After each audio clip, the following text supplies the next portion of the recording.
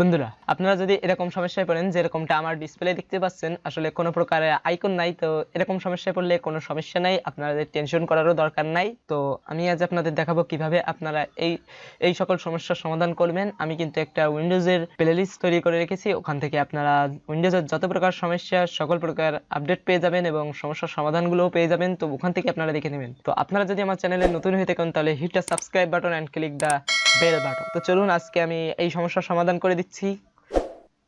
আপনারা যদি আমার ভিডিওটা সম্পূর্ণ দেখেন তাহলে কিন্তু এই সমস্যার সমাধান করতে পারবেন।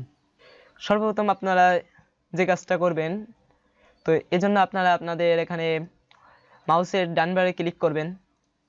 অনেক সময় কারণ মাউসের বাম বারেও এরকম অপশন থাকে, সেট করে রাখেন। তো তারা যদি যাদের এরকম বাম বারে এই অপশনগুলো আসে তো তারা বাম বারে ক্লিক করবেন, আর যাদের ডান বারে আসে তো ডান বারে ক্লিক করবেন। বেশিরভাগ ক্ষেত্রে ডান বারে আসে, সেক্ষেত্রে ডান বারে ক্লিক করবেন। তারপরে আপনার ভিউতে যাবেন। ভিউতে যে এখানে দেখতে পাচ্ছেন ডেস্কটপ, এখানে দেখতে পাচ্ছেন শো ডেস্কটপ আইকন। তো আপনারা যদি এটাই ক্লিক করেন, এটা কিন্তু আনটিক মার্ক দেওয়া আছে, তো আপনারা যদি ক্লিক করেন তাহলে কিন্তু সকল প্রকার আইকন চলে আসবে।